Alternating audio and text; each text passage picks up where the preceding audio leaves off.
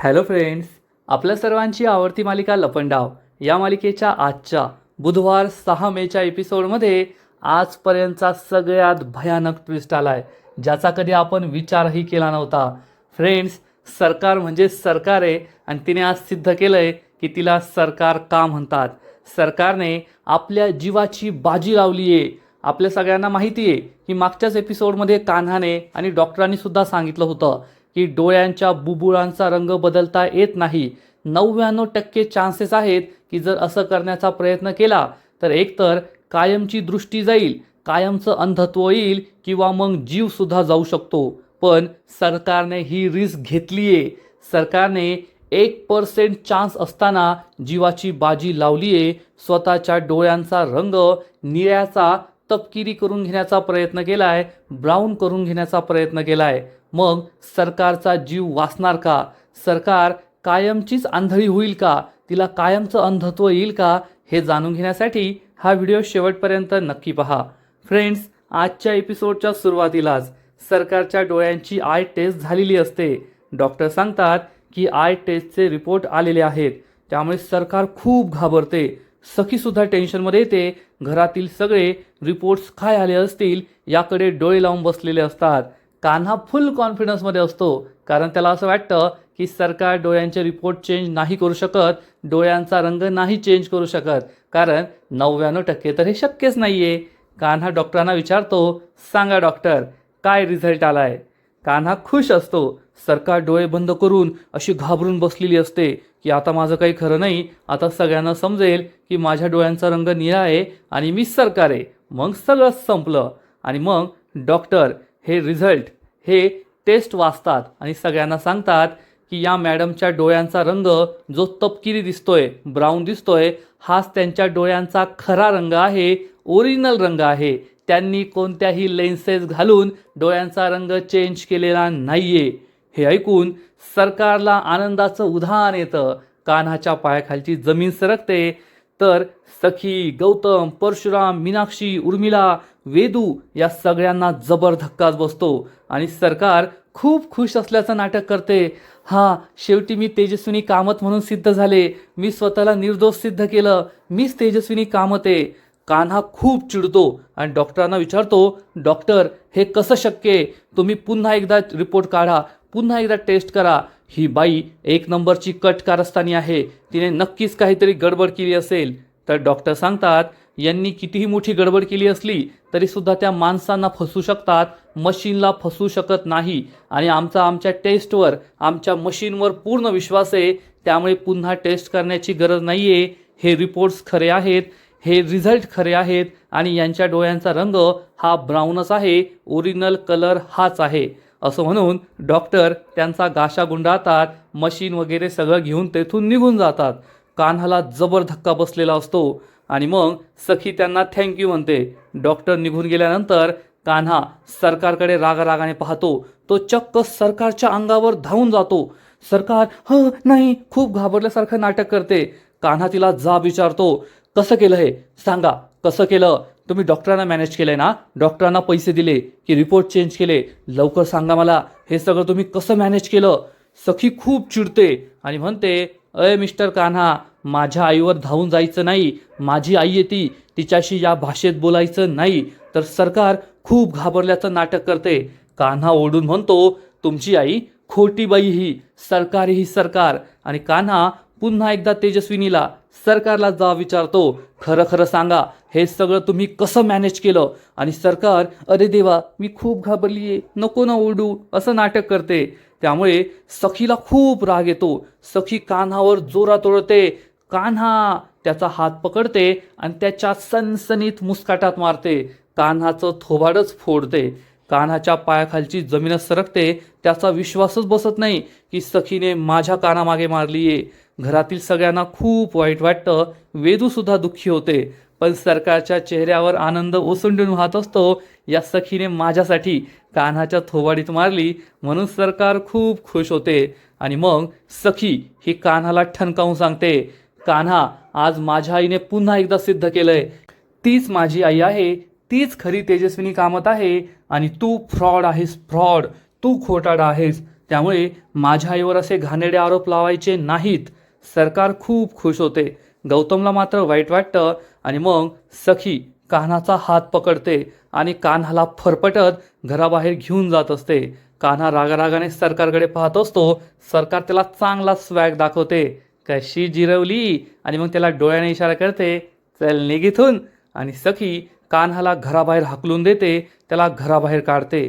कान्हा तिच्याकडे अगतिकतेने पाहत असतो, पण सखीचा आता सरकारवर पूर्ण विश्वास बसलेला आहे. कान्हा तिला समजवण्याचा प्रयत्न करत असतो, बेबी सरकार, बेबी सरकार, पण सखी काहीच ऐकून घेत नाही. कान्हाला घराबाहेर हाकलून देते, ढकलून देते आणि पुन्हा एकदा कान्हाकडे रागारागाने पाहू लागते. कान्हाला खूप वाईट वाटतं. सरकारने हे सगळं कसं केलं, डोळ्यांचा रंग कसा बदलला, कसं मॅनेज केलं हे कान्हाला कळत नाही. कान्हा सखीकडे दुःखी नजरेने पाहत असतो. सखी त्याच्याकडे पाहत असते. फ्रेंड्स, हा सीन खरंच खूप इमोशनल आहे. आपल्या सगळ्यांना माहिती आहे की सखीचं कान्हावर किती प्रेम आहे, पण आता परिस्थितीच अशी आली आहे ज्यामुळे सखीला कान्हा चुकीचा वाटतोय आणि तिची आई सरकार खरी वाटतीये. घरातील सगळे कान्हाकडे दुःखी होऊन पाहत असतात. परशुराम आणि मीनाक्षीला मात्र खूप आनंद झालेला असतो. वेदूसुद्धा खूप दुःखी होते आणि सखी ही कान्हाच्या तोंडावर दरवाजा लावून घेते. कान्हा खूप दुःखी होतो आणि तेथून निघून जातो. सखीला सुद्धा वाईट वाटलेलं असतं. सरकार तर खुश असते आणि मग सखी ही धावत पळत येऊन सरकारला घट्ट मिठी मारते. पण सरकारला पुन्हा एकदा तिची किळस येते. ही कशाला परत परत माझ्या जवळ येतीये. पण सखीला हे माहीत नसतं आणि सखी तिला घट्ट मिठी मारून म्हणते, आई आई. आणि सरकारला मात्र या गोष्टीचा आनंद होतो की शेवटी तिने ही परीक्षा सुद्धा पास केली आणि मी तेजस्विनी कामते हे सिद्ध करून दाखवलं. त्यामुळे घरातील उर्मिला, गौतम, परशुराम, मीनाक्षी यांना सुद्धा आनंद होतो की हीच आपली खरी तेजस्विनी वहिनी आहे, ही सरकार नाही आहे. आणि फ्रेंड्स, सगळ्यात मोठा प्रश्न हाच की सरकारने हे कसं केलं. सरकारने आपल्या डोळ्यांचा रंग कसा बदलला. तिने डॉक्टरला मॅनेज केलं आहे, त्याला धमकावलं आहे, रिपोर्ट चेंज केले आहेत. हे आता आपल्याला पुढे कळणार आहे. आणि मग थोड्याच वेळात रात्र होते आणि आपला कान्हा उर्फ कबीर किर्लोस्कर एका ठिकाणी उभा असतो. तिथे एक मोठी शेकोटी पेटवलेली असते आणि कान्हा या शेकोटीसमोर उभा असतो. त्याला आठवतं की आज काय घडलं होतं. सखीने माझ्या सनसनीत मुस्काटात मारली होती. मला म्हणाली होती की आज माझ्या आईने सिद्ध केलंय की तीच खरी तेजस्विनी कामते आणि तू एक नंबरचा फ्रॉड आहे, असं म्हणून तिने मला घराबाहेर हाकललं. हे सगळं कान्हाला आठवतं.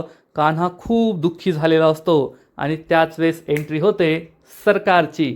सरकार अतिशय सुंदर गाणं गात असते. माझ्या काळजाची तार कुणी छेडली, कशी नशिबाने थट्टा आज मांडली. कान्हा खूप चिडतो आणि सरकार त्याला म्हणते, काय कान्हा उर्फ कबीर किर्लोस्कर, तू आहे ना खूप लकी आहे. कारण तुझ्या या सिच्युएशनवर, तुझ्या या परिस्थितीवर माझ्याकडे फक्त एकच नाही तर अनेक गाणी आहेत. एक गाणं तर तू ऐकलंय, दुसरं गाणं ऐकायचं आहे का. कान्हा खूप चिडतो. सरकार म्हणते, ऐकून घे ऐकून घे, दुसरं गाणं सुद्धा खूप छान आहे. तर कान्हा चिडून विचारतो, कसं मॅनेज केलं तुम्ही हे सगळं, कसं मॅनेज केलं, डोळ्यांचा रंग कसा बदलला ते मला सांगा. तुम्ही डॉक्टरला मॅनेज केलंय ना, त्याला पैसे दिले, रिपोर्ट चेंज करायला सांगितले. तर सरकार म्हणते, असे साधेसुधे काम मी करत नाही. कान्हा, तुझ्यातला आणि माझ्यातला लपंडाव आहे ना आता दुसऱ्या लेवलला गेला आहे. हे डॉक्टरांना मॅनेज करणं, त्यांना पैसे देणं किंवा त्यांना घाबरवणं हे मी आधी करायचे. आता मी असं करत नाही आहे. मी डॉक्टरांशी हात मिळवणी केलेली नाही आहे. कान्हा खूप चिडतो आणि विचारतो, मग तुम्ही हे सगळं कसं केलं, कुणाशी हात मिळवणी केली. तर सरकार सांगते, यावेळेस मी मृत्यूशी हात मिळवणी केली आहे. हे ऐकून कान्हाच्या पायाखालची जमीनच सरकते.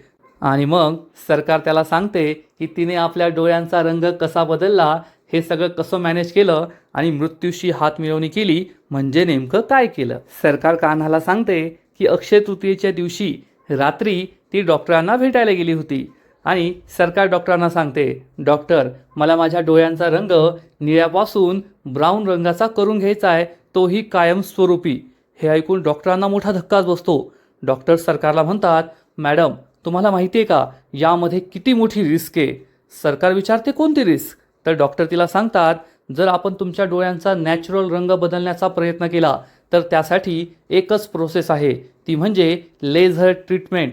या लेझर ट्रीटमेंटद्वारे तुमच्या डोळ्यांचा जो बुबुळाचा खरा रंग आहे त्यावर आपण लेझरचा मारा करतो. त्यामुळे तुमच्या बुबुळातील मेलॅनिन हे कमी होतं आणि निळ्या रंगाचे तुमचे डोळे हे तपकिरी रंगाचे होतील, ब्राऊन रंगाचे होतील. परंतु जेव्हा आपण ही प्रोसेस करू तेव्हा जे मेलॅनिनचे थोडेसे कण तुमच्या बुबुळामध्ये अडकतील, त्यामुळे तुम्हाला कायमचं अंधत्व येऊ शकतं, तुमचं कॉर्नेट खराब होऊ शकतं आणि कदाचित तुमचा जीवसुद्धा जाऊ शकतो. म्हणजे 99% चान्सेस आहेत एक तर तुम्हाला कायमचं अंधत्व होईल किंवा मग तुमचा जीव जाईल.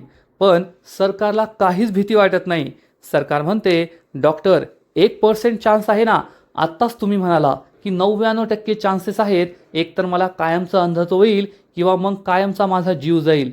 पण 1% चान्स आहे ज्यामध्ये मला अंधत्वसुद्धा येणार नाही आणि माझा जीवसुद्धा जाणार नाही. मी त्या 1%वर जीवाची बाजी लावायला तयार आहे. मी ही लेझर ट्रीटमेंट हे ऑपरेशन करायला तयार आहे. डॉक्टरला जबर धक्काच बसतो.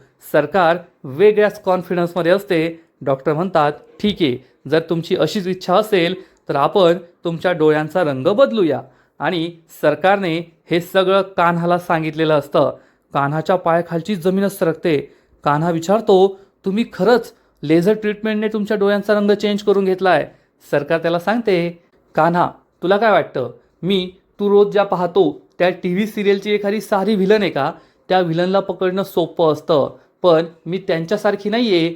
तुमच्या TV सिरियलच्या 100 व्हिलन मेल्या असतील तेव्हा ही एक सरकार जन्माला आली आहे आणि या सरकारला पकडणं, तिला शिक्षा करणं, तिचं सत्य समोर आणणं तुला काय, तुझ्या बापाला सुद्धा जमणार नाही. हे ऐकून कान्हाला खूप राग येतो. कान्हा चिडून म्हणतो, सरकार माझ्या बापाचं नाव काढायचं नाही. सरकार खूप घाबरते, असं नाटक करते आणि म्हणते, आई ग घाबरली ना मी. कोण आहे तुझा बाप? सांग बरं, कोण आहे तुझा बाप?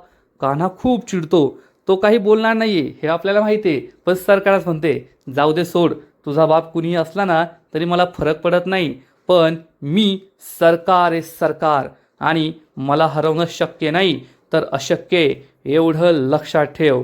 आणि आता एक लक्षात ठेवायचं, आता तुझ्याकडे असा कोणताही पुरावा नाही आहे ज्याद्वारे तू सिद्ध करू शकशील की मी सरकार आहे.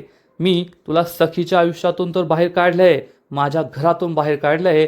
आता पुन्हा माझ्याशी लढायचं नाही, या सरकारच्या वाटेत अडवं यायचं नाही, नाहीतर तुला कायमचा संपवून टाकेल, एवढं लक्षात ठेव.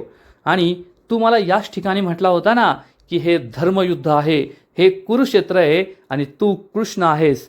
पण हे कुरुक्षेत्र नाही आहे, हे महाभारत नाही आहे, तर हे कलियुग आहे, कलियुग. आणि या कलियुगातली मी कली आहे. फ्रेंड्स, हा सीन खरंच खूप धमाकेदार आहे. कान्हा आणि सरकारचे जे आजकाल सीन होत आहे ना, ते खरंच कोणत्याच मालिकेत इतके भारी सीन नाही आहे. खरंच हे सीन पाहताना तुम्हाला खूप मजा येईल. सरकारचा तो ऑरा, सरकारची ती बोलण्याची पद्धत. सरकार जे म्हणाली ना की मी मालिकेतली साधीसुधी व्हिलन नाही आहे, 100 व्हिलन मेल्या असतील तेव्हा मी जन्माला आली आहे, खरंच ते आहे. तिची ॲक्टिंग जबरदस्त आहे. सरकार म्हणते, मी काही पांडव किंवा कौरवांच्या युद्धातली कौरव नाही आहे, तर मी या कलियुगातली कली आहे आणि या कलीला मारणं अशक्य आहे. तेव्हा कान्हा तिच्याकडे पाहून स्माईल करतो आणि म्हणतो, सरकार तुम्ही जर कली असाल ना तर मी या कलियुगातला कल्की अवतार आहे आणि मी तुम्हाला संपवणार, एवढं लक्षात ठेवा. सरकार विचार करते, झाली याची डायलॉगबाजी सुरू. सरकार म्हणते, ऑल द बेस्ट आणि सरकार तेथून निघून जाते. कान्हा विचार करतो, सरकार तुम्हाला असं वाटत असेल की तुम्ही मला हरवलंय, पण आता मी सुद्धा एका वेगळ्या पद्धतीने तुमच्या समोर येणार. आजपर्यंत माझे डावपेच वेगळे होते, पण आता मी लवकरात लवकर सखीला तुमच्यापासून दूर करणार, माझ्या आयुष्यात परत घेऊन येणार. आता माझ्याकडे लपवण्यासारखं काही नाही आहे, म्हणून मी सखीला तुमच्यापासून कायमचा दूर करेल आणि तुम्हाला जी सखीची संपत्ती मिळवायची ना ती तुम्हाला कधीच मिळू देणार नाही, असा प्लॅन कान्हा बनवतो. आणि मग थोड्या वेळानंतर सरकार ही घरी आलेली असते, तिच्या रूममध्ये असते. सखी तिच्याजवळ येते आणि सखीच्या मागे मागे वेदूसुद्धा येते, कान्हाची सिक्रेट एजंट. वेदू रूमच्या बाहेर उभं राहून हे सगळं ऐकत असते. सखी सरकारजवळ येते आणि तिचा हात हातात घेऊन म्हणते, आई शेवटी आज सिद्ध झालं की तूच माझी खरी आई तेजस्विनी कामत आहेस. त्यामुळे आता कुणीही तुझ्यावर शंका घेणार नाही. कोणाच्याही मनात आता थोडीशीही शंका राहिलेली नाही आहे. वेदू हे सगळं ऐकत असते आणि मग सरकार तिला म्हणते, हो आता कोणाच्याही मनात शंका राहिलेली नाही आहे, पण तो कबीर काहीही करू शकतो, त्यामुळे मला भीती वाटते. तर सखी म्हणते, आई तू काळजी करू नकोस. आता मी त्या कान्हाच्या कोणत्याही डावात अडकणार नाही आहे, कोणत्याही पेपर्सवर सही करणार नाही आहे. तर सरकार म्हणते, पण तुला एका पेपर्सवर सह्या कराव्या लागतील. सखी विचारते, कोणते पेपर्स? तर सरकार तिला आठवण करून देते, तुला आठवतंय का, टेस्ट करायच्या आधी मी तुला विचारलं होतं की जर मी खरी तेजस्विनी कामत म्हणून सिद्ध झाले तर तुला माझं एक ऐकावं लागेल. सखी म्हणते, हो आई मला आठवतंय, तू असं म्हणाली होतीस. तर सरकार तिला सांगते, आता तुला एका पेपर्सवर सह्या कराव्या लागतील आणि ते पेपर्स म्हणजे घटस्फोटाचे पेपर्स. कान्हाला आपण या घरातून बाहेर काढलंय, पण मला त्याला तुझ्या आयुष्यातून कायमचं बाहेर काढायचं आहे. तो मला तुझ्या आयुष्यात नकोय, तू त्याला घटस्फोट दे. हे ऐकून सखीला जबर धक्काच बसतो. वेदूला सुद्धा विश्वास पटत नाही की ही सरकार सखी आणि कान्हाचा घटस्फोट घडून आणण्याचे प्रयत्न करते. सखी खूप दुःखी होते. सरकारला आश्चर्य वाटतं की सखीला एवढा मोठा धक्का का बसलाय. आणि इकडे कान्हाची आई अपर्णा कान्हाला म्हणते, कान्हा लवकरात लवकर माझ्या सुनेला सखीला या घरात घेऊन ये, कारण मला चैत्र महिन्यात हळदी कुंकू करायचं आहे. जोपर्यंत सखी या घरात येत नाही तोपर्यंत हळदी कुंकू होणार नाहीये. कान्हा अपर्णाला विचारतो, आई तुला सखी बरोबर हळदी कुंकू करायचंय की चैत्र महिन्यात हळदी कुंकू करायचंय? अपर्णा सांगते, मला सखी बरोबर हळदी कुंकू करायचंय. कान्हा तिला समजावून सांगतो, मग ठीक आहे, सध्या माझ्यात आणि सखीमध्ये खूप सारे गैरसमज आहेत. ते गैरसमज एवढ्या लवकर दूर होणार नाही, त्यामुळे चैत्र महिन्यात मी सखीला घरात नाही आणू शकणार, पण लवकरच मी तिच्या मनातील सगळे गैरसमज दूर करेल आणि तिला या घराची सून म्हणून मानाने या घरात घेऊन येईल. त्या दिवशी तू सखीबरोबर हळदी कुंकू साजरं कर. हे ऐकून अपर्णाला खूप आनंद होतो आणि अपर्णा म्हणते, खरंच सखी खूप लकी आहे. तुझ्यासारखा समजूतदार नवरा तिला मिळालाय आणि मी तर आहेच, मला तुझ्यासारखा समजूतदार मुलगा मिळालाय. कान्हा तिला म्हणतो, तर मग ठीक आहे, तू तयारी कर, आपण उत्साहात तुझं आणि सखीचं हळदी कुंकू साजरं करूया. अपर्णाला खूप आनंद होतो. ती खुश होते आणि कान्हाला घट्ट मिठी मारते.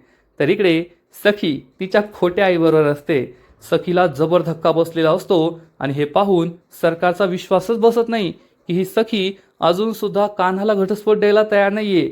सरकार वेडेवाकडे एक्सप्रेशन देते, डोळे करते आणि मग पुन्हा एकदा सखीजवळ येते आणि सखीला विचारते, काय झालं सखी बाळा, मला विश्वासच पटत नाहीये की तुझं अजून सुद्धा त्या कान्हावर इतकं प्रेम आहे.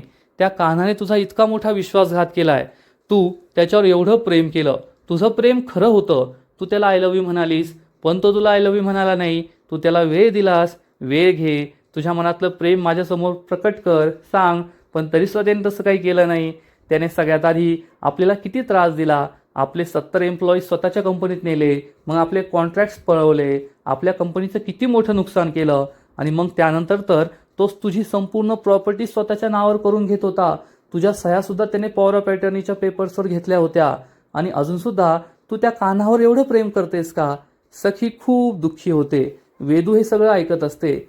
सखी म्हणते, आई दुसरा एखादा पर्याय नाहीये का? हे ऐकून सरकार डोक्यालाच हात मारून घेते. तिचा विश्वासच बसत नाही. अरे देवा, या मूर्ख मुलीला कसं समजून सांगायचं, कसं कन्व्हिन्स करू, हाच प्रश्न सरकारला पडतो. आणि सरकार पुन्हा एकदा सखीजवळ येते आणि म्हणते, सखी बाळा दुसरा पर्याय नाहीये. तुला मी एक सोपं उदाहरण देते. जर आपल्या हाताच्या एखाद्या बोटाला एखादी जखम झाली आणि ती जखम बरी होऊ शकत नाहीये, अशा वेळेस आपल्याला ते बोट कापावं लागतं.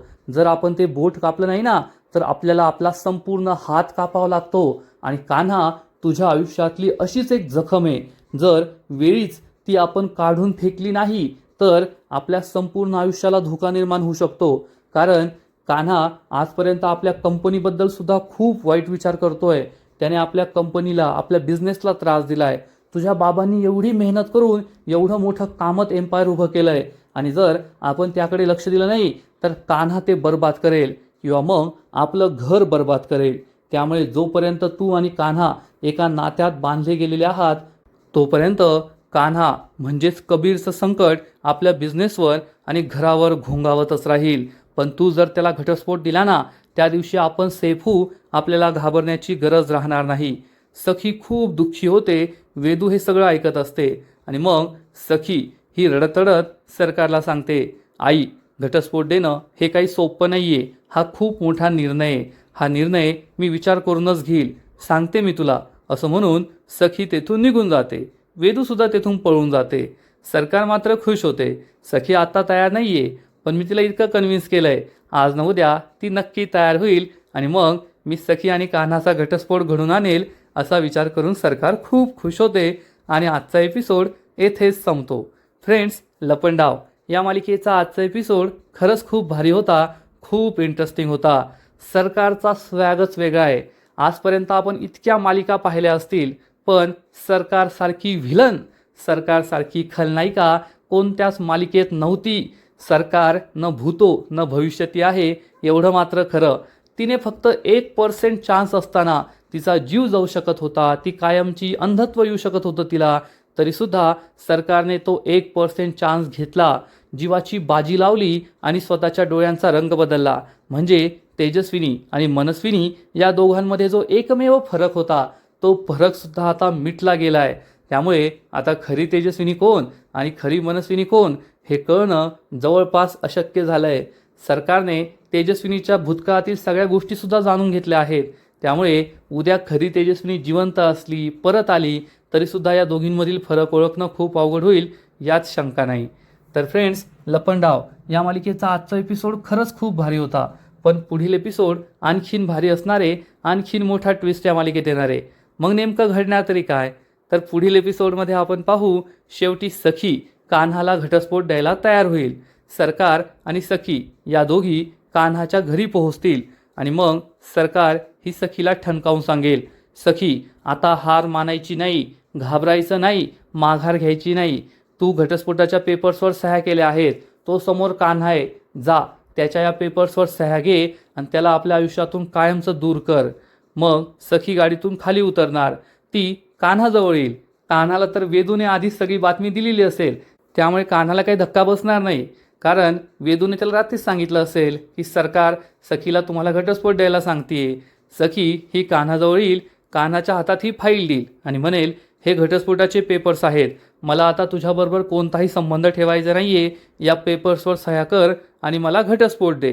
कान्हा काहीच बोलणार नाही. सखीच्या हातातून ही फाईल घेईल, पेन घेईल आणि या पेपर्सवर सह्या करेल. त्यामुळे सखीच्या पायाखालची जमीनच सरकणार. सखी खूप दुःखी होईल, कारण सखीला अशी अपेक्षा असणार की कान्हा म्हणेल, नाही बेबी सरकार, मला तुम्हाला घटस्फोट नाही द्यायचा आहे. आपल्या दोघांचं एकमेकांवर किती प्रेम आहे. सना कधी वेगळं होऊ शकत नाही. सना म्हणजे हातावरची मेहंदी सना, सना म्हणजे डाळिंबाचे दाणे सना, सना म्हणजे एकत्र खाल्लेलं आईस्क्रीम सना, अशा काही उपमा तो देईल. परंतु कान्हा काहीच बोलणार नाही, कारण हा कान्हा नाही आहे, तर हा द ग्रेट कबीर किर्लोस्कर आहे. तो एकदम स्वॅगमध्ये या पेपर्सवर सह्या करणार. सखीचा विश्वासच बसणार नाही. सखी कान्हाला म्हणेल, मला नव्हतं वाटलं तू एवढ्या सोप्यात सह्या करशील. तर कान्हा तिला म्हणेल, बेबी सरकार, तुम्ही ते पेपर्स पाहिलेच नाही, एकदा पेपर्स पहा. सखी हे पेपर्स पाहणार, तर कान्हाने कान्हा महाडिक अशी सही केलेली असेल आणि कान्हा तिला म्हणेल, आज कान्हा महाडिक आणि सखी कामत यांचं नातं संपलंय, त्यांचा घटस्फोट झालाय. पण सखी कामत आणि कबीर किर्लोस्करचं नातं हे कधीच संपणार नाही. मी तुम्हाला माझ्या आयुष्यात बोलवतोय. चला, आपण नवीन आयुष्याला सुरुवात करूया. या खऱ्या कबीर किर्लोस्कर बरोबर तुमच्या नवीन आयुष्याची सुरुवात करा. हे ऐकून सखीला जबर धक्काच बसणार. सरकारचा सुद्धा विश्वास बसणार नाही, कारण कान्हा हा चक्क आता सखीला प्रपोज करतोय, कबीर किर्लोस्करशी लग्न करायला सांगतोय. मग सखी हे करणार का? त्याचं प्रपोजल ॲक्सेप्ट करणार का? हे पाहायला मजा येईल. आपल्या सगळ्यांना माहिती आहे की सखी असं करणार नाही, कारण शेवटी कान्हा आणि कबीर एकच आहेत. ती दोघांचाही तिरस्कार करते, त्यामुळे सखी काही कबीरशी एवढ्यात लग्न करणार नाही. पण आता आपल्याला कबीर हा सखीला कसं मनवतोय, तिला कसं पटवतोय, तिला स्वतःच्या प्रेमात कसं पाडतोय, हे पाहायला मिळणार आहे.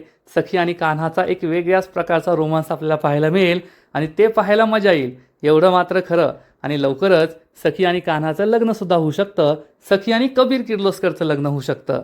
तर फ्रेंड्स, हा ट्विस्ट पाहायला तुम्हाला सुद्धा आवडेल का? नक्कीच कमेंट करून सांगा. आणि लपंडाव या मालिकेचे असेच नवीन नवीन एपिसोड, नवीन नवीन अपडेट सर्वात आधी पाहण्यासाठी व्हिडिओला लाईक करा, शेअर करा, चॅनलला सबस्क्राईब करून बेल आयकॉनवर क्लिक करा. म्हणजे या मालिकेचे नवीन नवीन एपिसोड तुम्हाला सर्वात आधी पाहायला मिळतील. खूप खूप खूप धन्यवाद.